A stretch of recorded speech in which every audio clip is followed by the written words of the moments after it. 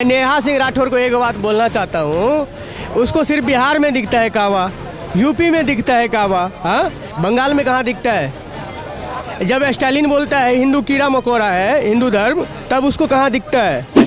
ये हमारे ही शास्त्र में ये भी तो सुने होंगे ना, जो सुपनेखा गलत थी तो उसके नाक काट दिए गए थे, तो ये सुपनेखा वाला काम करती है। ये मुमताज खान दोनों एक ही टट्टा बट्टा के आदमी है। उसको ये मुलायम सिंह वाला जो है ना राज चाहिए, तो ऐसा तो नहीं होगा अब, क्योंकि योगी बाबा का राज है।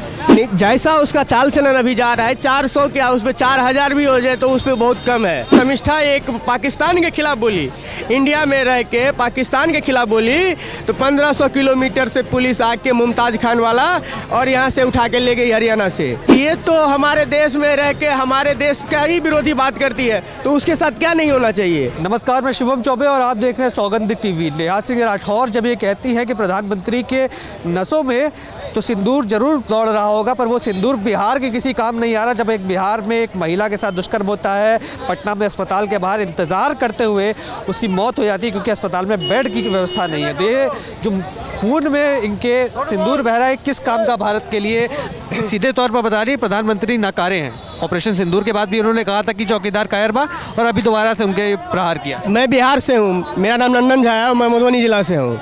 मैं नेहा सिंह राठौर को एक बात बोलना चाहता हूँ, उसको सिर्फ बिहार में दिखता है कावा, यूपी में दिखता है कावा, हाँ बंगाल में कहाँ दिखता है। जब स्टालिन बोलता है हिंदू कीड़ा मकोड़ा है हिंदू धर्म, तब उसको कहाँ दिखता है। तो ये सब इसका जो है मतलब ये टिकट के चक्कर में जो है ना, ये देश के खिलाफ जा रही है।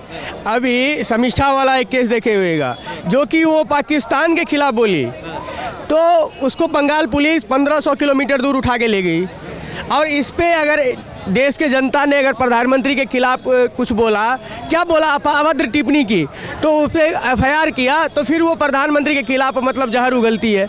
अब बताइए, इसको देश विरोधी को जेल के अंदर डालना चाहिए कि नहीं डालना चाहिए। पत्रकार महोदय, ये हमारे ही शास्त्र में ये भी तो सुने होंगे ना, जो सुपनेखा गलत थी तो उसके नाक काट दिए गए थे, तो ये सुपनेखा वाला काम करती है। फन का बता रहे हैं आप इसको, नेहा सिंह राठौर को, तो लोग गायिका बताती हैं अपने आप। ये मुमताज खान दोनों एक ही टट्टा बट्टा के आदमी है, क्योंकि अभी बंगाल का सेम कंडीशन है और इसको भी वही दिखता है, जो कि पूरे अभी समस्त भारतवासी को, पूरे विश्व को योगी आदित्यनाथ जी में जो रोल मॉडल अपनाया, जो काम किए, वो सबको वो दिखता है, मगर उसको फिर भी यूपी में खामियां दिखती है। उसको ये मुलायम सिंह वाला जो है ना राज चाहिए, तो ऐसा तो नहीं होगा अब, क्योंकि योगी बाबा का राज है।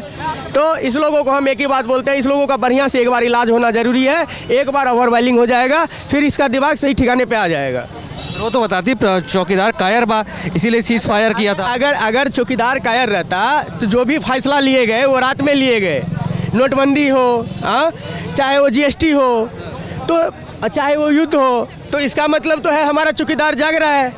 अब तुम किस नज़रिए से तुम देख रही हो सकता है तुम्हारा तेल चटा का खर्चा नहीं निकल रहा हो, उस नज़रिए से देख रही हो जो चौकीदार ये कर रहा है, तो फिर वो तुम्हारे ज़िंदगी पे लालच है।